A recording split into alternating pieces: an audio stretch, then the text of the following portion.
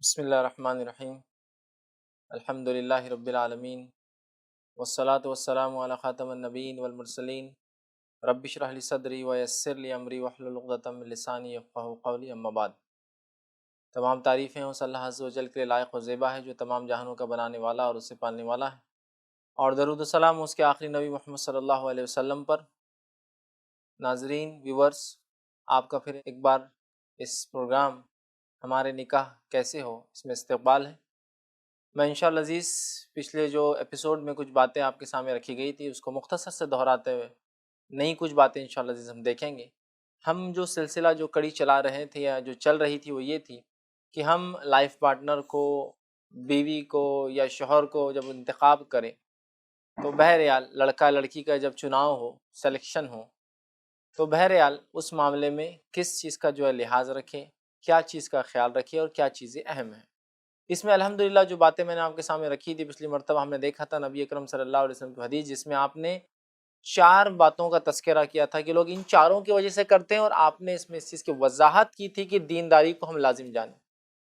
वरना उमूमन हम देखते हैं कि दुनियादारी को लाजिम जाना जाता है और दीनदारी छोड़कर लोग जो है दुनियादारी को पसंद करते हैं। नतीजा ये होता है कि निकाह तो होते हैं लेकिन बेबरकत होते हैं, बाबरकत नहीं होते हैं, उनमें खैर और बरकत नहीं होती। फिर नतीजा ये होता है कि निकाह होने के कुछ दिन बाद ही आप देखते हैं झगड़े, फितने, फसाद, लड़ाइयाँ, और बहरहाल मामलात कहाँ तक जा रहे हैं, तलाक, और उसके बाद ही मामले ख़त्म नहीं होते, कोर्ट कचहरियाँ। अगर यहीं सबसे पहली स्टेप दीनदारी को अगर लाजिम जान लिया जाए तो इंशाअल्लाह अज़ीज़ एक दीनदार लड़की और एक दीनदार लड़का जब ये दोनों मिलेंगे तो उम्मीद है अल्लाह रब्बुल इज़्ज़त इस निकाह में खैर और बरकत देगा और इस निकाह को नेक औलाद का बहरहाल ज़रिया बनाएगा। तो हमारे लिए जो गाइडलाइंस जो सेट किए गए हैं, जो बात नबी अकरम सल्लल्लाहु अलैहि वसल्लम ने बता दी है, वो ये है कि हम जो है दीनदारी को लाजिम जानें। अब एक सवाल उठता है, हदीस में तो लड़की के ताल्लुक़ से है कि लड़की का जो है माल देखा जाता है और उसकी जो है खूबसूरती हसब नसब। तो लड़के क्या मामला, याद रखिए लड़के में भी दीनदारी को देखना है, लेकिन उमूमन चूंकि लोग लड़की को देखकर पसंद करते हैं इसलिए हदीस में अल्फाज लड़की के ताल्लुक से है। वरना लड़के के लिए भी क्राइटेरिया सेम है कि हमको दीनदारी को लाजिम जानना है। वरना होता ही हमारे पास लड़की के लिए तो हदीस बोल दी जाती है, लड़के का जब मामला आया तो बस जिसकी तनख्वाह ज़्यादा वो लड़का हमारी बच्ची के लिए सबसे अच्छा, मतलब दामाद के इंतखाब में, बहू के इंतखाब में तो ठीक है दीनदारी देख ली लड़की के, लेकिन लड़के का जब मामला था उस मामले में तो खूबसूरती को लोग बहरहाल ये कोई तरजीहात में से नहीं होता है, ठीक है। हसब नसब भी लोग देखते हैं, लेकिन एक चीज़ जो सबसे अव्वल देखते हैं लड़कों में वो ये कितना कमाता है, क्या अर्निंग्स, ताकि मेरा दामाद ऐसा हो कि जब मैं उसके साथ रहूं तो मेरा नाम हो, एक स्टेटस पता चले कि मेरा दामाद इतना कमाता है, ये अर्निंग्स। और अगर समझ लीजिए 2 लड़कों के रिश्ते आ जाए, एक लड़का है दीनदार, तनख्वाह के एतबार से हो सकता है कुछ कम हो, एक लड़का है दीनदार बिल्कुल नहीं है लेकिन माल के एतबार से, दुनियावी एतबार से बहुत कमाता हो, बिला तफरीक और फ़र्क के हलाल और हराम की।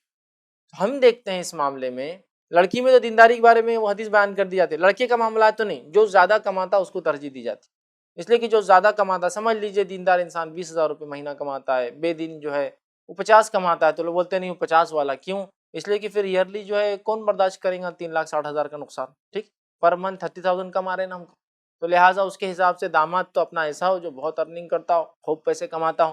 तो याद रखिए ये हदीस सिर्फ लड़कियों में इंतखाब के लिए नहीं कि लड़की दीनदार हो और लड़का कैसा भी हो, ये मामला ये कि जब लड़की में दीनदारी तलाश की जाएगी तो ऑटोमेटिकली लड़का भी दीनदार है, तभी तो वो तरजीह दे रहा है।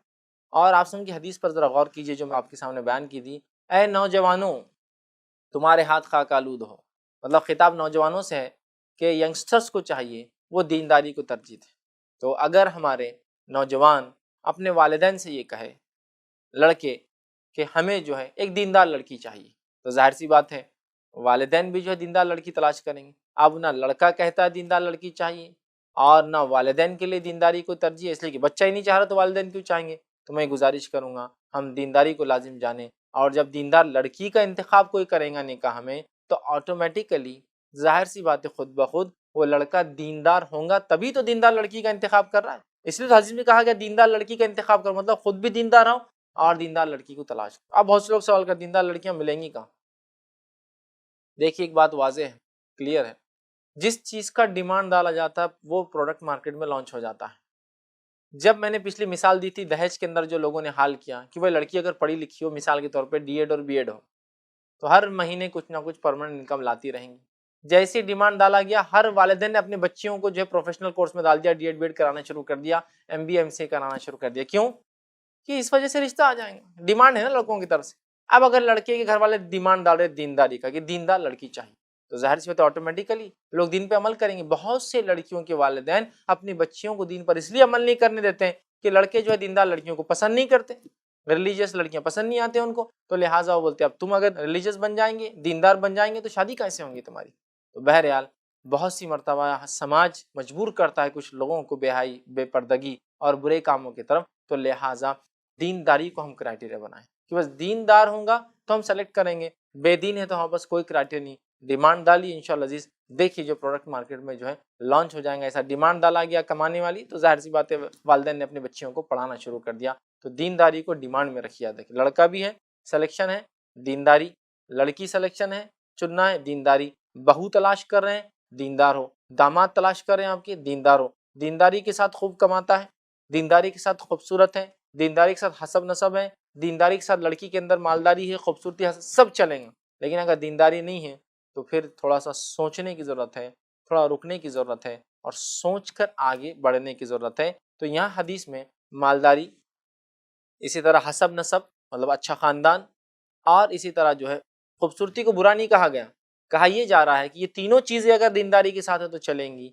लेकिन अगर दीनदारी नहीं है, फर्स्ट प्रेफरेंस दीनदारी को दिया जाएगा कि रिलीजियस हो, मज़हब पर अमल करते हो, उसको समझते हो, ताकि इस बुनियाद पर जब दो नेक लोग साथ मिलेंगे तो आने वाली नस्लें इंशाअल्लाह अजीज़ जो औलाद की शक्ल में होंगी नेक होंगी। आने वाले दो लोग जब बुरे लोग मिलेंगे तो जाहिर सी बात है दुनिया में बुरे लोग फैलते जाएंगे। और ये इस्लाम का शर्फ है, इसकी खसूसियत है, मालूम आपको वो क्या है कि दूसरे मजहब में दीनदार लोग शादी नहीं कर सकते हैं, इस्लाम में दीनदारी को तरजीह देके शादी करो कहा गया। इसका मतलब ये कि दीनदार लोग बढ़े, आगे बढ़े। बहुत से मजहब में दीनदार लोग शादी नहीं करते, नस्लें रुक जाती है, तो बुरे लोग बढ़ते जाते हैं, अच्छे लोग कम होते जाते हैं। इस्लाम में ये कि शादी करो ताकि दीनदार लोग बढ़े और आगे जाए और लोगों के सामने नमूना हो। बहरहाल अल्हम्दुलिल्लाह, तो हमें चाहिए दीनदारी को प्रेफरेंस दें और दीनदार लड़कियों का इंतखाब करें, दीनदार लड़कों का इंतखाब करें, और यही हमारा क्राइटेरिया चुनाव का बहरहाल तरीका हो। ठीक, अब आगे बढ़ते हैं कि आपने लड़की को तलाश करना शुरू किया, दीनदारी तलाश कर रहे हैं। एक गलती जो बहुत बार होती है और लोग करते हैं, जिसकी वजह से दीनदार लोग और दीनदारी आज बदनाम हो रही है, वो क्या है मालूम हमको? लोग दीनदारी का नाम लेकर घरों में दाखिल होते हैं, हमको दीनदार लड़की चाहिए, हमको दीनदार लड़का चाहिए। अब अंदर जाकर क्या हो रहा है, किस कप में चाय लाई गई, घर का डेकोरेशन कैसा था, सोफा सेट कितना अच्छा था, इंटीरियर कैसा बना हुआ था, बाहर गाड़ी कौन सी खड़ी हुई थी, घर कितने फ्लोर्स का बना हुआ है, ये सब देखा जा रहा है उसके अंदर। फिर लड़की आने के बाद हंस के बताओ ताकि दांत पूरे 32 है नहीं है, कम तो नहीं है, चल के बताओ लंगड़ी लुली तो नहीं है, ऐसा करके बताओ, बाल बताओ तुम्हारे कितने, ये वो हर चीज देखी जा रही। और इसके बाद क्या बोलकर क्या दाखिल हुए थे, दीनदारी। तो ऐसा लगता है अल्लाह रहम करे दीनदारी सिर्फ एक टोकन हो गया, इसको डालो और फिर अंदर दाखिल हो जाओ, इसके बाद कुछ भी नहीं। जब आपने दीनदारी की बात की तो क्या आप चेक करेंगे, बच्ची 5 वक्त नमाज पढ़ती ही नहीं पढ़ती है, बच्चा दिन पर चलता ही नहीं चलता है, दीन का अकीदा जानता ही नहीं जानता है, बच्चा और बच्ची जो है दीनी अहकामात के पाबंद है नहीं है, तिलावत कुरान पाक आती ही नहीं आती है, सीरत की कुछ किताबें पढ़ी है नहीं पढ़ी, ये तो पूछा जाएगा ना दीनदारी में, क्या ये वो सब देखा जाएगा। आज तो हालत ये है कि दीनदारी का नाम लेकर दाखिल हो रहे हैं और रिजेक्ट कर दे रहे हैं। एक साहब एक वाक़या सुनाने लगे कि एक फैमिली मेरे घर आई मेरी बच्ची को देखने, और दीनदारी के बारे में, इतना दीनदारी के बारे में कहा कि मैं मुतासिर हो गया। और मेरी बच्ची अल्हम्दुलिल्लाह खूबसूरत है, दुनिया के एतबार से तो खूबसूरत वो नहीं थी, लेकिन उन्होंने दीनदारी कहा, मैंने बुला लिया।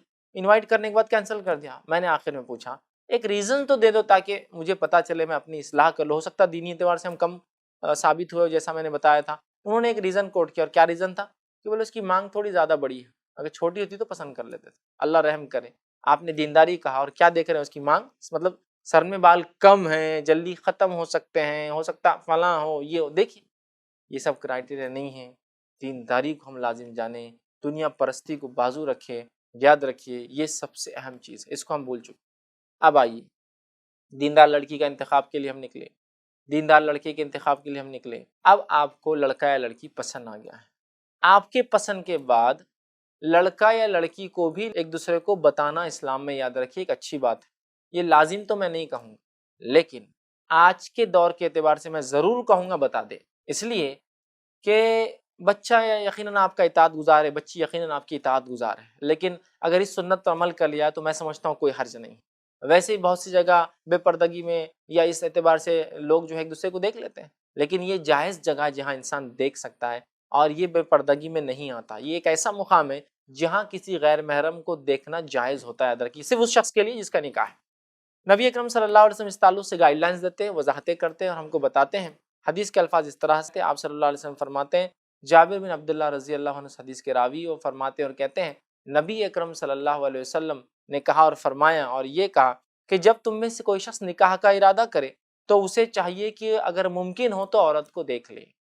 जब तुम में से कोई शख्स निकाह का इरादा करे तो मुमकिन हो, पॉसिबल हो, तो उस लड़की को जो है वो देख ले। देखिए कितनी अच्छी बात बताई जा रही। बहुत सारे लोग मुसलमानों को आज समझा रहे कि अरे ये बच्ची को बच्चा बता देना चाहिए, बच्चे को बच्ची बता देना चाहिए।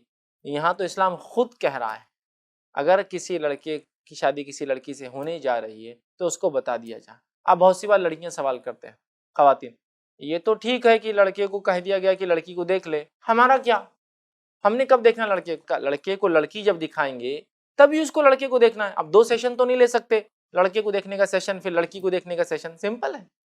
हदीस कितनी वाज़ेह है, जब लड़की को देखने का हुक्म है तो ऑटोमेटिकली लड़की को जब इख्तियार है लड़के को भी देख ले और उसके पास चॉइस है रिजेक्ट करने की, एक्सेप्ट करने की। इसलिए कि इस्लाम में जो है इसका जो हक दिया गया है। ठीक, इंशाअल्लाह अज़ीज़ इस बात को लेकर हम आगे बढ़ेंगे। बहरहाल हम अपनी बात को यहीं ख़त्म करेंगे और एक छोटा सा ब्रेक हम लेंगे और ब्रेक के बाद फिर मुलाकात होगी। अस्सलामु अलैकुम व रहमतुल्लाहि व बरकातहू।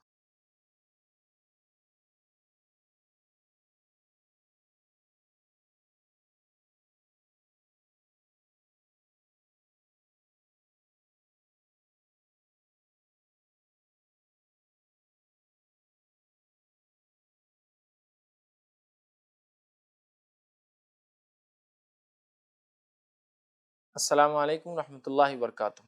ब्रेक के बाद फिर हम हाजिर हैं और जैसा कि सिलसिला और कड़ी चल रही थी कि लड़के और लड़की के इंतखाब में क्या चीज़ देखी जाए, उसमें हमने देखा दीनदारी को जो है तरजीह दी जाएंगी। दीनदारी के बाद जो है अब लड़के को, लड़का और लड़की का जो इंतखाब पहले तो ज़ाहिर सी बात है वली या वालिदैन सरपरस्त करेंगे, लेकिन इस्लाम ये कहता है कि लड़के को लड़की और लड़की को लड़का बता दिया जाए। ये बाहमी मोहब्बत के लिए, उल्फत के लिए, उनसियत के लिए, आगे के लिए अच्छा होता है। और मैं भी ये कहूँगा कि आज के दौर के लिहाज से बता देना, चूँकि इजाज़त है इस्लाम में, तो बहरहाल उसका फ़ायदा उठाना चाहिए, बता देना चाहिए। वरना होता है बहुत सारी बार वालिदैन लड़के के लिए एक लड़की पसंद कर लेते हैं, लड़की के लिए एक लड़का पसंद कर लेते हैं और अफ़सोस की बात वो लड़की को लड़का और लड़के को लड़की पसंद नहीं होती है, फिर ज़बरदस्ती की जाती है, फिर प्रेशराइज़ किया जाता है, निकाह में कोई खैर बरकत नहीं होती है, झगड़े और फितने होते हैं और बिल आखिर नताइज बहुत संगीन जो है दर्जे तक पहुँच जाते हैं, बहुत बुरे नताइज इसके निकल सकते हैं। तो लिहाजा इस बात पे हम अमल करें। आप सल्लल्लाहु अलैहि वसल्लम ने इसकी इजाज़त दी। सहाबी कहते हैं आप ने फरमाया है कि मुमकिन हो, अबू दाऊद की रिवायत है, मुमकिन हो तो लड़के को जो है लड़की बता दी जाए या देख लो, मुमकिन हो तो बहरहाल मुमकिन हो तो बता दिया जाए। और लड़के को लड़की बताना है, याद रखिए हमारे पास लड़की को लड़का और लड़के को लड़की बताई जाती है, उसका तरीका बड़ा अजीब है। अजीब क्या है? लड़के को लड़की बताने का हक है या लड़का लड़की को देख सकता है, ये बेपर्दगी में नहीं आता है। हमारे पास जब लड़के को लड़की बताते हैं तो एक तो ये होता है कि पूरा खानदान जमा रहता है, मतलब लड़का, लड़के का वालिद, उसका चचा, उसका मामू, दादा, नाना, दोस्त, रिश्तेदार, पड़ोसी, महल्ले वाला, ड्राइवर भी गाड़ी का उसके साथ बैठा हुआ है, सब बैठे और उसके सामने लड़की को चलाते हुए लेकर आते।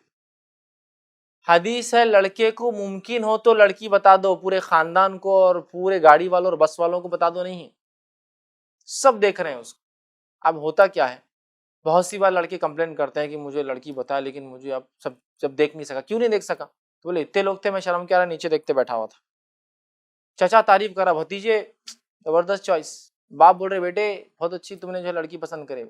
भाई बोल रहा भैया जबरदस्त, और इन नीचे मुंडी करके बैठता। क्यों? तो अब जाहिर सी बात है शर्म आएंगी ना उसको, इतने लोगों में कैसे देखेंगे? लॉजिकल भी नहीं है। नहीं, किसी चीज को चॉइस करने के लिए 50 लोग जाएंगे तो क्या कोई चॉइस हो सकती है? लॉजिकल ही नहीं। तो लिहाजा यहाँ लड़की होंगी, लड़की का महरम होगा और ये लड़का सिर्फ अकेला जाकर बात करेगा या मिलेगा, समझ रहे?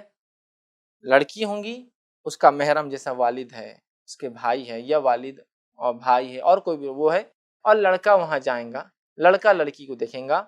और लड़की कब देखेंगी लड़के को? बस यही वक्त है फिर दोनों को देखने का, लड़की भी लड़के को देखेंगी। ठीक, अब यहाँ एक और चीज आती है हमारे समाज में, लड़की बताए तो शादी करना ही पड़ेगा, फिर देखने का फायदा क्या है फिर जो बताया जा रहा है हदीस के अंदर?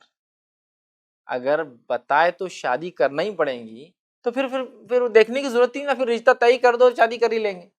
बताने का मकसद यही तो है कि अगर कोई चीज पसंद ना हो तो इजहार कर दे, यही तो माना है उसका। तो लिहाजा लड़के को बताई जाएंगी, और जाहिर सी बात है जब दीनदारी की बुनियाद पे सब कुछ हुआ तो मैं नहीं समझता हूँ इनकार की अब कोई वजह इंशाअल्लाह लजीज रहेंगी, क्योंकि दीनदारी की बुनियाद पे आए, दीनदारी की बुनियाद पे दाखिला हुआ, दीनदारी की बुनियाद पे बातचीत हो रही है, दीनदारी की बुनियाद पे लोग जमा हुए, तो इंशाअल्लाह अजीज अल्लाह खैरी करेगा और पसंद आ जाएंगे। इसलिए कि दीनदार लोगों के लिए बहुत सारी चीज़ें नहीं होती देखने के लिए, लेकिन एक तस्कीन के लिए, तसल्ली के लिए, उल्फत और मोहब्बत के लिए अच्छी बात है, देखना चाहिए। नबी अकरम सल्लल्लाहु अलैहि वसल्लम के पास एक सहाबी एक मरतबा आए, कहा अल्लाह के रसूल मैंने एक अंसारिया से निकाह तय कर लिया है। आपने कहा क्या उसे देखा? तो कहा नहीं देखा। तो कहा देख ले, ये बेहतर है उल्फत और मोहब्बत के लिए। तो लिहाजा लड़के को लड़की बताई जाएंगी, लड़की लड़के को देखेंगी, लेकिन सिर्फ महरम, लड़की का महरम साथ होगा और लड़का जाए। अब चॉइस होगी अल्हम्दुलिल्लाह, रिश्ता तय पाया, आपने रिश्ता कर दिया।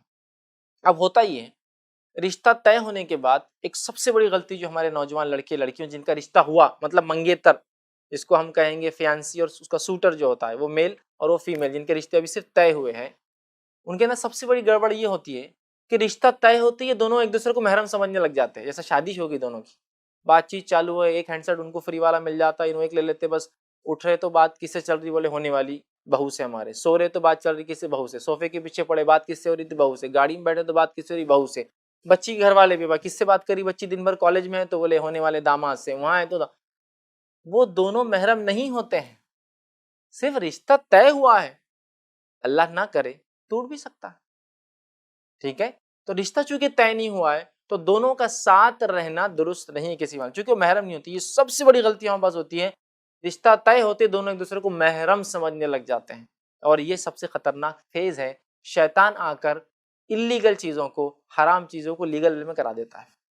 तो लिहाजा इस मामले में बहुत एहतियात करें।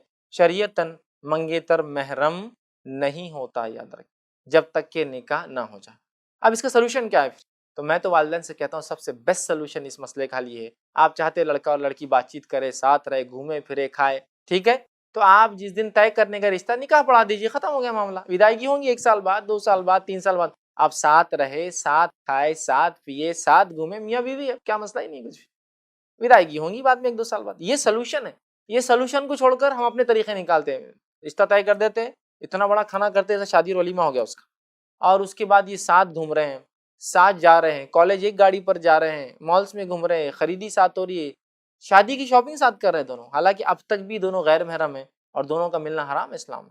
तो इस चीज को बहुत ज्यादा समझने की जरूरत है। आगे आइए थोड़ा सा हम बढ़ते हैं। गैर महरम जो है मंगेतर को वो महरम समझने लग जाते हैं, जबकि नबी अकरम सल्लल्लाहु अलैहि वसल्लम ने गैर महरम के ताल्लुक से बहुत वईद की। हदीस के अल्फाज इस तरह से, बुखारी की रिवायत है, और उक़बा बिन आमिर रजी अल्लाह अन्हु फरमाते हैं कि नबी अकरम सल्लल्लाहु अलैहि वसल्लम से औरतों से तन्हाई में मिलने के ताल्लुक से आपने फरमान कहा कि देखो, औरतों से तन्हाई में मुलाकात करने से बाज रहो, मत मिलो। तो किसी ने कहा अल्लाह के रसूल सल्लल्लाहु अलैहि वसल्लम, हमू का क्या मामला है? ठीक है, हम औरतों से तन्हाई में मिलने से बाज आ जाएंगे, लेकिन हमू का क्या मामला है? हमू किसको बोलते हैं? देखिए, हमू अरबी जबान में उसको कहते हैं जो बीवी और शौहर का फर्स्ट कजन होता है, उसको बोलते हैं हमू।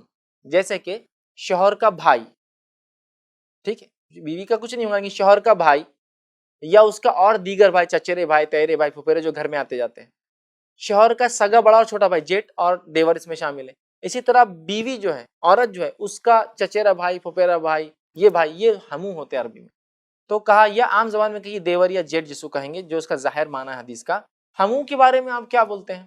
ठीक है, हम औरतों से नहीं मिलेंगे अकेले में, लेकिन हमू या ऐसा रिश्तेदार होता है जो घर में ही रहता है, इसके बारे में इस्लाम क्या कहता है? तो आप सल्लल्लाहु अलैहि वसल्लम ने अल्फाज पे अंदाजा लगाई, क्या कहा हमू तो मौत है उसके लिए, क्योंकि दीगर लोगों को तो पता भी नहीं घर में वो कब अकेली और कब नहीं है। हमू इतना करीब होता है, उसको सब पता है कब कौन घर में और कब कौन घर में नहीं। तो कितनी एहतियात इस्लाम ने गैर महरम से सिखाई है, लेकिन उसके बाद भी अब देखिए, अब आप मंगेतर को आप अपना महरम समझ बैठे।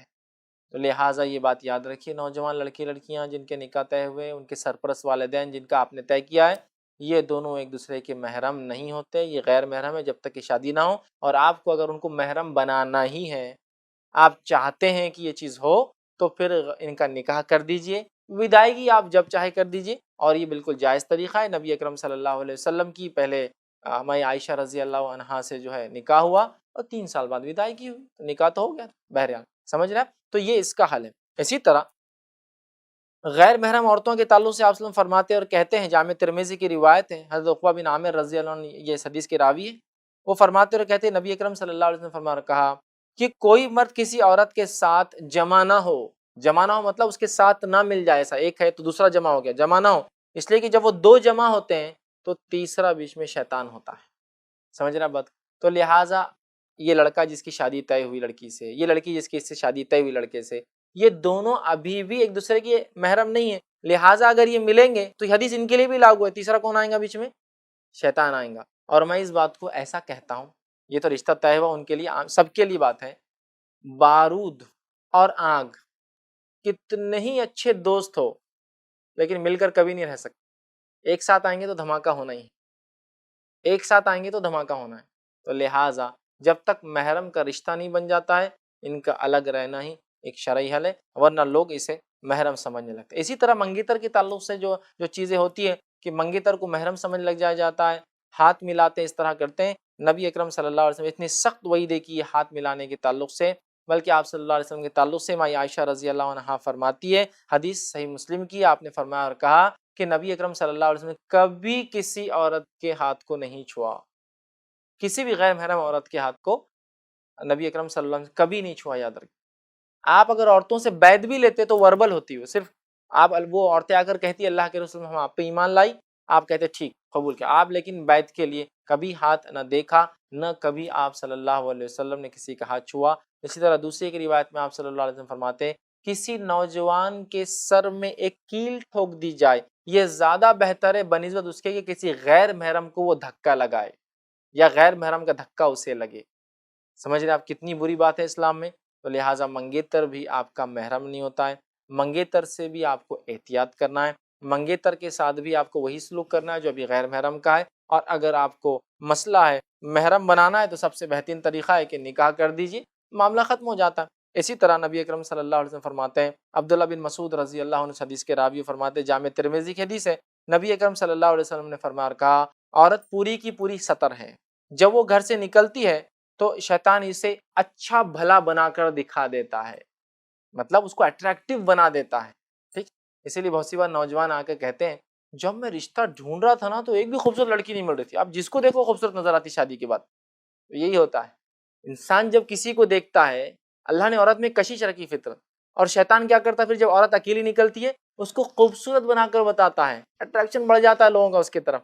तो लिहाजा जाहिर सी बात है, एक गैर महरम लड़की जिसका रिश्ता सिर्फ तय हुआ है वो अपने मंगेतर से ना मिले, इसलिए कि जाहिर सी बात है यहाँ भी इस मसले का अंदेशा है, और कहीं को गलत कदम उठ गया तो बहुत नुकसान हो सकता है। तो लिहाजा मंगेतर महरम नहीं होता है, वो भी गैर महरम है, उससे वही एहतियात है जो दीगर गैर महरमात से एहतियात है। तो ये चंद बातें थी लड़की को देखने के ताल्लुक से, लड़के को देखने के ताल्लुक से, चॉइस क्राइटेरिया सिलेक्शन का पूरा प्रोसेस, लड़का लड़की को देखे, लड़की लड़के को देखे। फिर इसी तरह जो है मंगेतर के ताल्लुक से जो कुछ गलत फहमियाँ लोगों की होती है, उन गलत फहमियों को बहरहाल मैंने दूर करने की यहाँ कोशिश की। इंशाअल्लाह अजीज़, निकाह के अंदर अब क्या चीज़ें हैं जो ना की जाए और वो क्या काम है जो किए जा सकते हैं। अभी तय होते वक्त जो काम ना किए जाए, या तय होने के बाद जो काम ना किए जाए, और तय होने के बाद जो काम किए जाए, इंशाल्लाह अभी वो फहरिस्त आ रही है, वो बातें आ रही है। इंशाल्लाह अज़ीज़, वक्त की कमी से अभी इस हम एपिसोड को ख़त्म कर रहे हैं, ये कड़ी अभी यहाँ ख़त्म होती है। अगली कड़ी में इंशाल्लाह हम जब मिलेंगे तो ये बातें आपके सामने रखने की जो कोशिश करूँगा। तब तक के लिए जो है बहरहाल जो है आप इंतज़ार करें, और उम्मीद है कि आप लोग जो बातें सुन रहे हैं उस पे अमल करने की इंशाअल्लाह अज़ीज़ हम जो है कोशिश करेंगे आप लोग। इसी पर मैं अपनी बात को ख़त्म करूँगा। व आखिरु दावाना अनिल हम्दुलिल्लाहि रब्बिल आलमीन। सुब्हान रब्बिका रब्बिल इज़्ज़ति अम्मा यसिफून व सलामुन अलल मुरसलीन वल्हम्दुलिल्लाहि रब्बिल आलमीन।